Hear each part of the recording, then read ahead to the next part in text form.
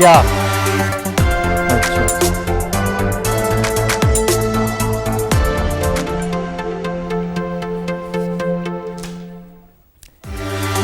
Assalamualaikum. Welcome to Newsroom. I'm your host, Khalid. Today is the 5th of April 2023, and these are the stories that we will be discussing in detail during the course of the show. We will begin with the latest from the United States of America, as former president of the US has been arraigned, but he has also been charged with 34 counts of falsifying records, but he has pleaded not guilty to these felony counts of falsifying business records in a historic moment for the US, because it's the first time that a former president has been arraigned. The prosecutors have accused him of paying two women to suppress their accounts of sexual encounters with him. How is that going to bode as far as the future of politics in the US is concerned? Also, the elections that are supposed to be held next year, how is that going to bode for President Trump, former President Trump, who was the front runner from his Republican Party? Will his presence be muted? Will there be somebody else taking his place, or will he continue to make political stands as far as the future of politics of his party and of Mr. Trump is concerned? This is going to be our first segment. Our second story of the day, ladies and gentlemen, concerns the dozens of injuries in Al-Aqsa mosque after the occupation army, that is the Israeli army, attacked worshippers in the Al-Aqsa mosque in the occupied city of Jerusalem.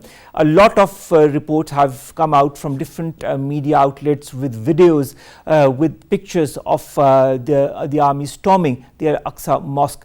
The barbaric attitude of the Israeli army towards Palestinians continues, and this is just one of the very sad and black chapters in that regard. This is going to be our second segment. Then we'll be talking about Iran, that has said that it had appointed an ambassador for the UAE in a resumption of ties between the Gulf states and Iran. Since 2016, there had been no ambassador for UAE from Iran, and now there is one. Also, the UAE in August has moved to upgrade ties. It has said it is returning its ambassador to Tehran as well. And we all know the resumption of ties between the Kingdom of Saudi Arabia and the Islamic Republic of Iran. So, of course, good news out there. This is going to be our third story. Let's begin with our first segment, and that concerns Donald Trump, the former US president, who has been charged with 34 accounts of falsifying records, but he has pleaded not guilty to any one of them. More in the following report. Donald Trump has become the first former United States president to be charged with a crime for his alleged role in covering up a hush money payment before the 2016 presidential election. According to U.S. Department of Justice, an indictment is the process when a person receives a formal notice that it is believed that they committed a crime. In this case, the grand jury in New York City, which has been meeting since January, indicted Trump after hearing testimony from a number of witnesses. The charge, normally a misdemeanor, could be upgraded to a felony if prosecutors linked the payment to violations of election law. Republicans framed the indictment as a political prosecution, accusing Manhattan District Attorney Alvin Bragg of weaponizing the criminal justice system. Many Democrats have described the case as long overdue dose of accountability. Hush money agreements are not illegal, but the Manhattan prosecutor has been investigating whether business records were falsified in relation to the payment. New York is bracing for historic Trump appearance, where he is expected to surrender at the Manhattan District Attorney's office. Any potential trial is still at least more than a year away, raising the possibility that the former US president could face a jury in a Manhattan courtroom during or even after the 2024 presidential campaign. Dr. Amina Mehmood, foreign affairs expert, joins us online. Dr. Amina, thank you very much to have joined us. Dr. Amina, I'd like to refer to a statement that Donald Trump made on the 26th of March. He warned of death and destruction if he was charged with a crime. Now that he has been arraigned, but he has pleaded not guilty, what is going to be the next step? Thank you, Omar, for taking me on.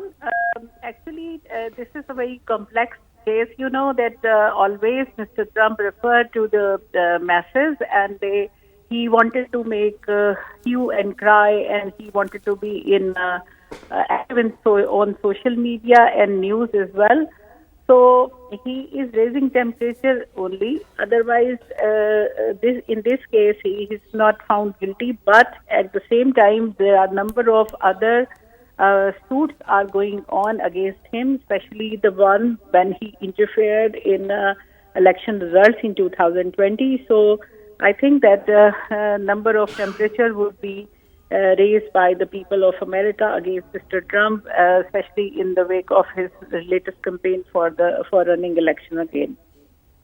All right, Dr. Amina, I'd like to also understand, and now that he has been charged in 34 counts, which of course he has pleaded not guilty to, does that somehow, in your point of view, seal the future of Donald Trump in the future elections in the United States, or do you feel he can still continue as a political worker, as a political front runner for the Republican Party? Yes, he is a political option, very active option for the Republican Party. But I think that in the wake of these number of cases against him, and while American Supreme Court refused to give immunity as a president to Mr. Trump, he may prove guilty in some of the cases running against him. But at this time, he is not proved guilty, so he's very confident. But he wanted to be in news. He wanted to take pride that he is not proved guilty, so he will be given clean chit by the people of United States. Dr. Amina, also now that a precedent has been set by charging a former US president, do you feel now politicians and presidents and people at the helm of power will be very wary of doing things against the law? It's a positive sign. This immunity which was provided to the British Queen and was taken as a precedent by a number of the constitution followed British constitution, this including this United States constitution. But since the decision of the Supreme Court is final, and when they say that what is constitution, what we say, so it is established that now the politicians in office would be careful about their actions, and they would not take anything that is not written in the American Constitution, and they would not try to exceed. And you can see that this is evident from the response of Mr. Biden, that he simply refused to say even a single word against the lawsuit in court against Mr. Biden. He said that the court is the case is in legal process, so I would not speak. Same is the case with Madam Kamala Harris, that she is as the vice president. She refused to speak against Mr. Trump because now the politicians would be more careful about their public speaking against each other. Now that now the future of politics in the US has changed a little bit, for the better maybe, but for a lot of people for the worse. I'd like to also understand the way the Republicans are persecuting Alvin Bragg and other judges to be deliberately against Donald Trump. Is this persecution justified in your point of view, or do you feel the accountability for Donald Trump that is happening is also a genuine accountability that we are seeing?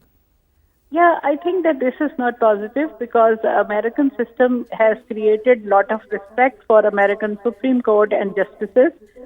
They are beyond criticism. They have been beyond criticism throughout the history, especially from the time when Justice Marshall claimed that Supreme Court has judicial review power. So I think that this is very negative. But you see that with the rise of Mr. Trump in office, the politics of United States turned it took a U-turn towards the politics like that is happening in third world, where the transitional democracies are having such features. So it would destroy the development and maturity of American politics and American political system. You remember the 26th of January 2021 violence in Capitol Hill.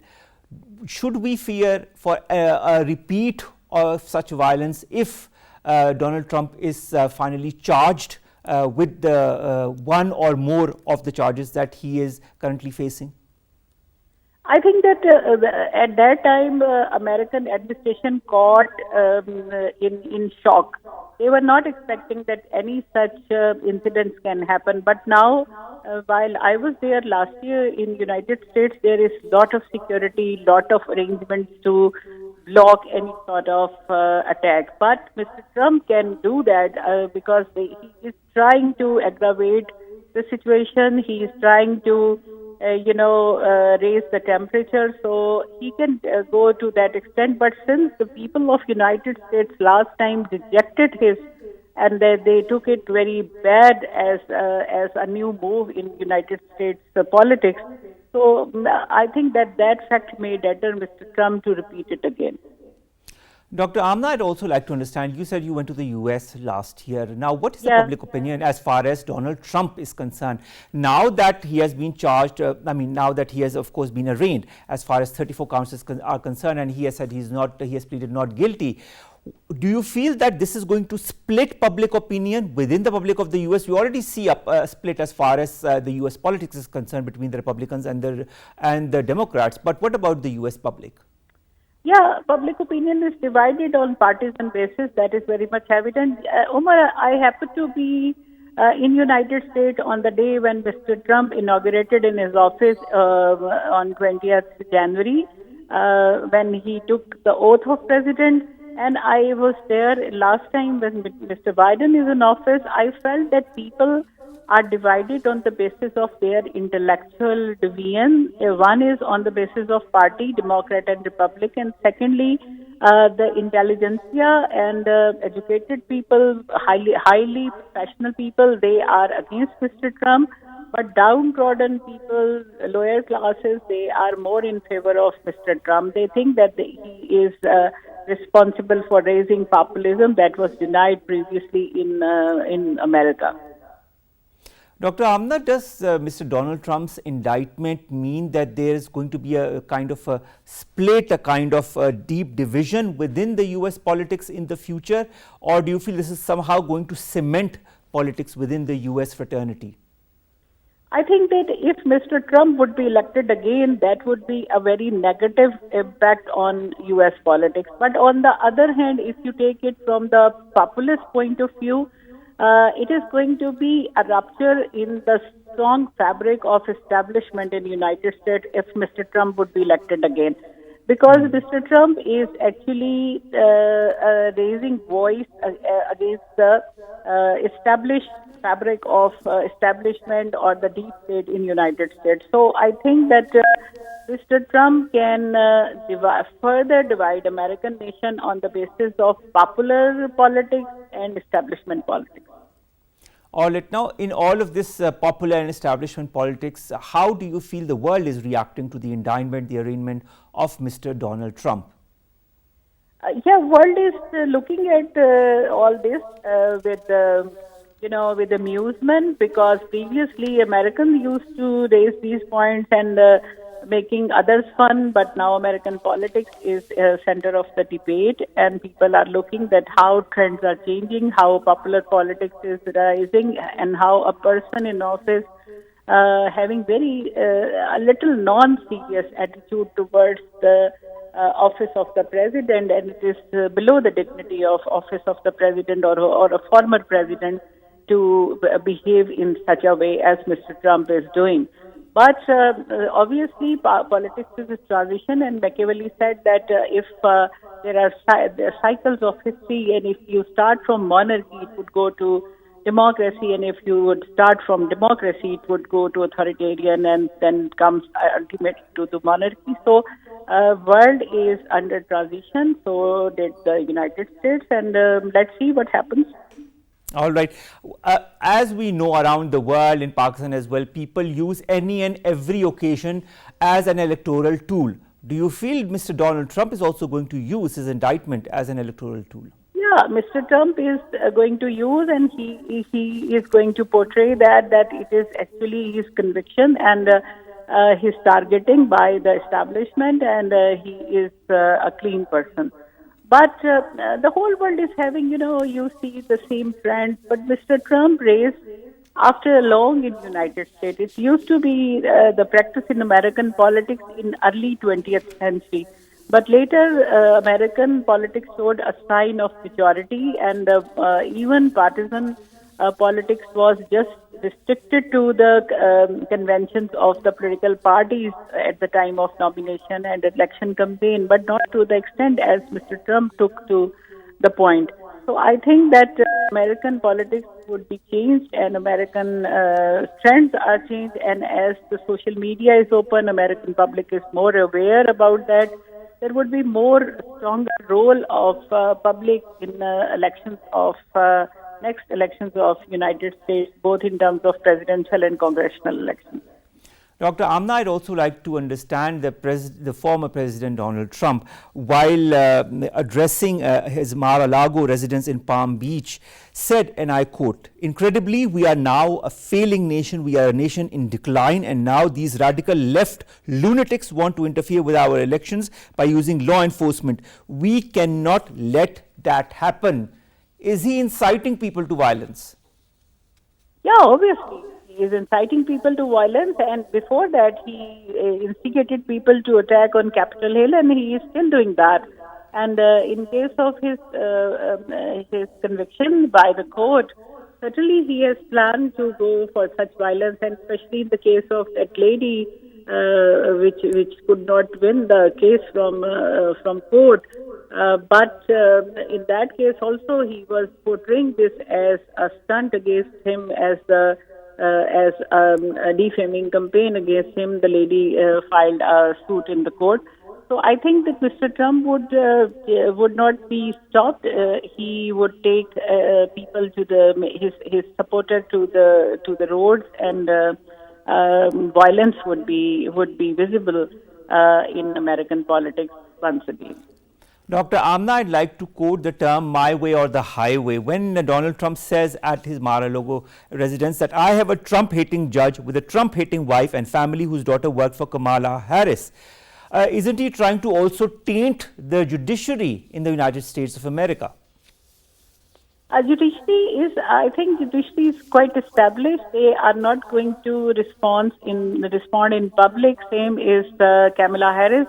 She has been former prosecutor, and she is very careful about law. So I think that Trump would not be successful in raising the temperature regarding judiciary, because judiciary is working its domain, and they are not going to make public statements. So judiciary would be successful in keeping its dignity and honor as it is established in American Constitution and American political system.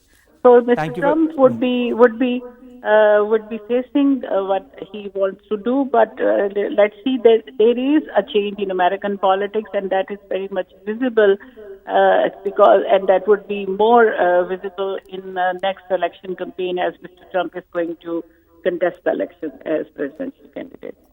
All right. Thank you very much, Dr. Amina Mehmood, foreign affairs expert, who have joined us, who have talked to us about the latest from the United States of America as far as the indictment and the arraignment of Mr. Donald Trump, former president of the U.S., is concerned. He has been charged in 34 counts, and he says that he is not guilty. He has pleaded not guilty. Let's see what the future steps in this whole process are, and we'll be updating you with that as the time comes. Let's come to our second story, ladies and gentlemen, and that concerns the dozens of injuries in Al-Aqsa mosque after the occupation army attacked the worshippers in the Al-Aqsa mosque in the occupied city of Jerusalem. Why was there a need to do that? Is this a continuity of the barbarities that Israel is boding as far as the Palestinians are concerned? We have been joined to talk about that and more online by Dr. Manzoor Afridi. He's a foreign affairs expert. Dr. Manzoor Afridi, thank you very much to have joined us. Dr. Manzoor Afridi, we have time and again talked about Israeli barbarities towards Palestinians. Just yesterday, the two Palestinian men were killed by Israeli troops in an army raid in the occupied West Bank city of Nablus. Then we hear of this raid in the Al-Aqsa mosque. What is Israel trying to achieve? Well, the Israeli oldest issue of conflict in the world, and it is also on the table of United Nations Security Council. But it is not. So I will not say that more authorities have compared to any other recent contemporary conflict. Israel all out utilities in Palestine. Israel is having no record for international agreements, regimes at international level, what the major powers they have suggested, they have done in this regard. It is total aggression. Nobody, no organization, and no morality can support this aggression by the Israeli forces, especially if there is a full month like Ramadan, where Muslims they do their worship, they do fasting. In this situation, if the aggressors they do aggression, I think communities get aware. It's not only Israel, actually the size of the community, especially all the great powers. It is very much questionable why it's going on, and those powers they are not solving. It is the construction of the lands, construction of the houses and property on the lands of Palestinians. If it is uh, the so-called Israel, which were the lands of Palestine, and if it is the removal of Palestinians from their own lands and making them refugees in the neighboring countries. All these things, of course, it is very much immoral, and it is justice to the Palestinians. If the major powers of the international community they want to have peace, stability in Middle East, so first thing they have to do, they have to resolve this issue. They have to give due rights to Palestinians. They have to accept Palestine, and they have to stop Israel from the aggression. So then it's possible. Otherwise, this conflict remains the same, and if Israeli aggression continues, I don't think so. There will be peace not only in Israel and Palestine, but even the whole Middle East will be disturbed, as we have experienced for the last so many decades. All right, thank you very much, Dr. Manzoor Afridi, foreign affairs expert, to have joined us, to have talked to us about what is happening in Palestine. And this is just a continuation of news that we hear almost every day as far as the barbarities being perpetrated on the Palestinians are concerned. We've been joined in the studios by the Deputy Head of Mission, Embassy of the State of Palestine, Mr. Nader Al Turk. Mr. Al Turk, thank you very much to have joined us, to have come in the studio. It's a very important topic that I wanted your presence on. 500 worshippers are detained. The Israeli occupation forces stormed the Al-Aqsa mosque. Why is this happening? And why is the world letting the Israeli occupying forces continue to, portray their attitude, this violent, this barbaric attitude towards the Palestinians without any action being taken? Assalamu alaikum. Thanks a lot, brother, for giving me the opportunity to be your guest again. It is always an honor and a pleasure to be with you in the studio. First of all, the Israelis are trying to change this kind of conflict between our Muslim Ummah and Arab world and Israel to become not political conflict, to become religious conflict. Since this very radicalism government start to be in charge in Israel, they do their best to change the conflict to this. And all the Israelis are same, but this is the real face of Israel. The other groups are hide the real face under speaking about peace, speaking about getting negotiation, all that things. But this government are the real face of Israel, which is need to be known by everyone in this world. They try hard to do what they do before in Ibrahimi Haram Sharif in Hebron, Al-Khalil. After you hear that tragedy when some settlers came during Fajr Salat Namaz and Fajr prayer, and he killed many Palestinians. The Palestinians defend themselves. When they defend themselves, they kill the settler who attacked them. After that, the Israelis taking a progress to taking to about 60 to 70% of Ibrahimi Masjid, in Hebron, and make it as Jewish temple. Only Jew can being there, not the Muslims. And they not allowed Muslim to raise adhan from masjid for several times a day.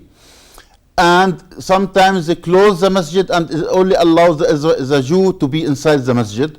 they try to do the same for Aqsa Masjid. Take a place that our Muslim holy place, Qibla Awwal for all Muslims, okay, to change this place, to rebuild their, fake stories and make it true in the ground that there is temple for Sulaiman since some centuries before, and rebuild that temple again on place of Aqsa Masjid. As long as Muslim Ummah keeps silence, world keeps silence about all these criminal actions against the Palestinian, against the Muslims, against the Christians who are living in Palestine, only because they are Palestinians, Israel will continue to do this day by day and will never stop. So what is required actually, we need hard reaction, not only condemn these criminal actions. Condemn is, we have here a lot of press release, a lot of speech about condemning this criminal action, but it's just not enough anymore. We need more action on the ground against Israel. First of all, we need to get international protection for our Palestinian people, because we are not safe even in the mosques. We are not safe in our homes, not safe in our streets, not safe in our work, we're not safe in even our mosques and our church. We are not safe. So we need international protection for our people against the occupied force power, which is of the Israelis. This is first of all. Second, this apartheid system, this criminal system need to be taken out of United Nations. Because this country can't be a member of United Nations. Who is not following the rules of United Nations, he is not need to be a member of that in that international community. Who is not respecting international community, who is not respecting international rules, who doesn't respect international human rights principles, no need to be member in the international society. This is what is needed to be hard. We need to have lobbying, a campaign against Israel to take it out of this international community. This needs to be done by Muslim Ummah, by Arab countries, by all the friends from and the United Nations or Security Council's role also become very important. Okay, we have at least, I mentioned that before, we have at least more than 700 resolutions from United Nations Assembly, and we have more than 85 resolutions from Security Council of United Nations, and Israel ignore all of that. How become they are members in organizations that are not responsible to the resolution taken by that? They don't respect the rules and procedure of that organization. How they are still member in that instituted international organization, when the Palestinians who are respect all the things are not member until now. Mr. Al Turk, how important is the role of countries such as Jordan, such as Egypt? Actually, all of, according to agreement, a special agreement between our president and His Majesty, the King of Jordan, Jordanians are responsible until we are getting our freedom, our independence, our control of the holy places in Jerusalem, include Muslim and Christians church. So according to that, they are working hard for all Muslim Ummah countries and hand by hand by our leadership, Palestinian leadership, and with all Muslim leader Ummah and with all the international community to stop all this aggressive action by Israelis. But again and again, condemn words is not enough. We need action on the ground. That I totally agree with what you were trying to say as well. What about this new Israeli far-right government? Don't you feel, since it has come into power, and you had said that in a previous interview as well, that the Israelis and its army have now aggravated their assaults towards the Palestinians in order to somehow force them to move out of their homes, somehow relinquish their title to being Palestinians and part of inhabitants of this territory? I mentioned that before in interview before with you, dear brother, that we're taking our lesson. In 1948, we become refugees. We have about 950,000 refugees right now, become about 7 million around the world. 1967, some of our people become refugees and go for the countries around when the Israelis occupied the rest of Palestine, West Bank and Gaza Strip, include East Jerusalem. We take our lessons. We will never leave our lands. We will defend our homeland, our Aqsa Masjid, our church, by our blood and flesh. Okay, no one have the power to take us out of our territories. This is our homeland since thousands of years. No one have the right to take us out. No one have the right to damage our holy places, to rebuild fake temple. It has never been found any evidence it was ever been in that place or any other place. Mr. Al-Turk, on the 3rd of January this year, the National Security Minister of Israel, Mr. Itamar Ben-Gvir, visited Al-Aqsa Mosque compound, and he said that he wants greater Jewish access to the holy site. Isn't this a provocation? Actually, Itamar, we have many radical leaders in this government. Itamar Ben-Gvir is one of them, and the other one is the financial minister. Before I speak about that, even that minister, the minister of finance, he was have a speech in his visit to France, and he denied there is Palestinian people. He said there is no Palestinian people. He is following, you know, the stories which was very old. He denies the Palestinian people, and he following what Golda Meir, his prime minister before in the 70s, she was said there is no Palestinian people. After that, said, no, change her mind. There is Palestinian people, but there is no Palestinian leadership. That later on in Oslo, they found there is Palestinian people and there is Palestinian leadership, and started negotiating with our leadership to find, peaceful resolution for the conflict between Arab and Israelis. They are following all the stories, because they are having a plan right now, and they have internal problems between political parties in Israel. They are trying to transfer their internal problem to become in Palestinian issue, because they are trying to be united against us again, because right now they are separate. They will not succeed in that, actually, because they have a plan first to deny Palestinian people. They like to take West Bank to become part of Israel, but without giving equal rights for the Palestinian people that we're going for the Jewish people. Same what they are doing actually for our Palestinian people who live in the borders of Israel since 1948 until now.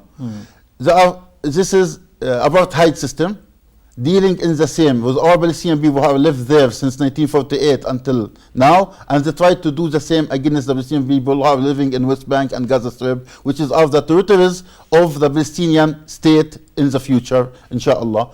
As long as the Israelis dealing in this way, okay, they will lose the opportunity to get peaceful solution for the conflict between us and them.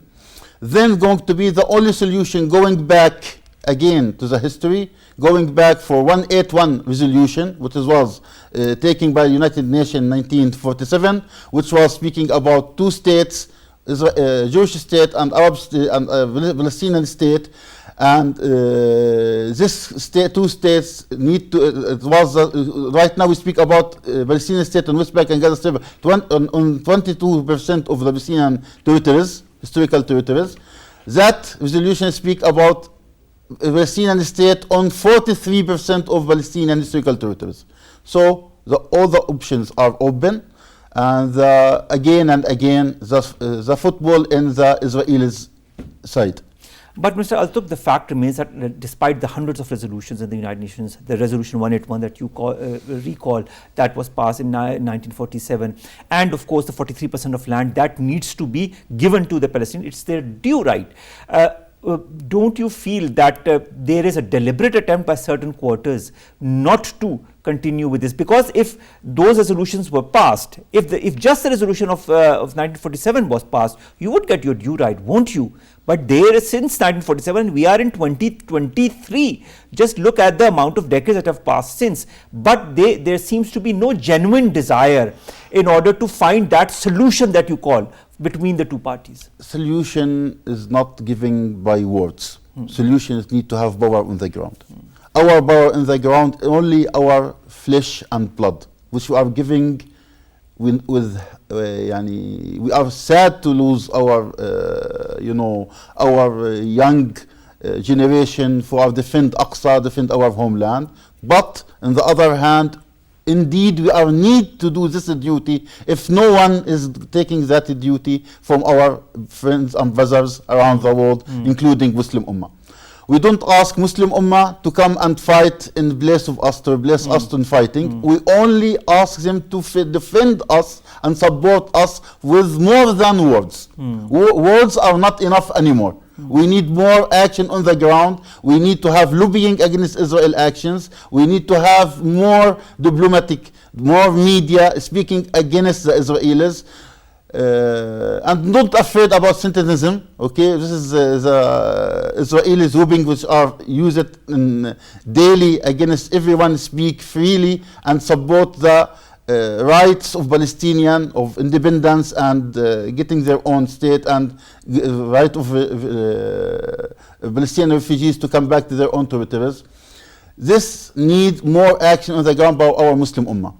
Without that things, without this power of Muslim Ummah, we can reach for nothing. Okay, we give more than enough, and we are ready to give more and more, of our blood and flesh, but we need more and more support from Muslim Ummah. That I totally understand. Now, tensions have been high in occupied East Jerusalem as well as in the West Bank since quite some months. We've seen the number of incidents that have been happening on a very regular interval. Now that the Jewish Passover and the Ramadan are kind of converging, do you foresee this violence escalating? Actually, I share with you before 1 hour our video of some Palestinians, Muslims are praying in Aqsa Masjid, and the Israeli policemen came and kicked them out, okay, during their prayer, stop their prayer, only to give opportunity for the Israeli settlers to take a tour inside the Aqsa Masjid compound. All right. Okay, so again and again, as long as the Israelis feel that they are safe from punishment from Muslim Ummah, from international society, they will keep doing this again and again. And I have one question actually for all the international society. If what happened yesterday, last night in Aqsa Masjid happened in Muslim country or Christian country against one of the Israeli the Jewish temple in their country, attacked by the policemen or by the army of that country, and they injured 300 persons, arrested 400 persons of the Jew in that day, or against church of any Christian church in any country around the world, is the reaction going to be same? No, it's not. Okay, so why is our blood, our flesh is for free? We are not a human being. As I said before, human rights principles are dealing with all human beings are equal. So we are human beings. The Jew looking for all others religions are not a human beings. They are believe in their holy books that Allah create all these people in face of human beings to only to be a servant and slaves for the Jew. This is the belief of the Jew. So we understand what the Jew doing with us by killing and arresting and injuring us. But we can't understand the position of international society keep silence when they are doing this with us. Because one day what the Jewish doing against us going to be done by the Jew against the others in other countries. All right. Don't you feel, as also has been enunciated by the Palestinian Authority Prime Minister, Mr. Shtai, do you also not feel that the way the Muslims in the Palestinians are being denied the right to pray, which is their right to pray in the Al-Aqsa mosque, do you feel this denial of right is going to continue in the time to come?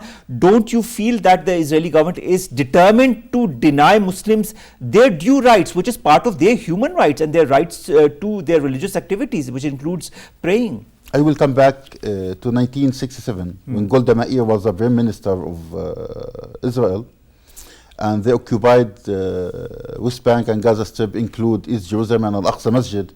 She said that night I couldn't sleep because I was thinking that all Muslim Ummah army going to attack Israel and they were going to damage our state.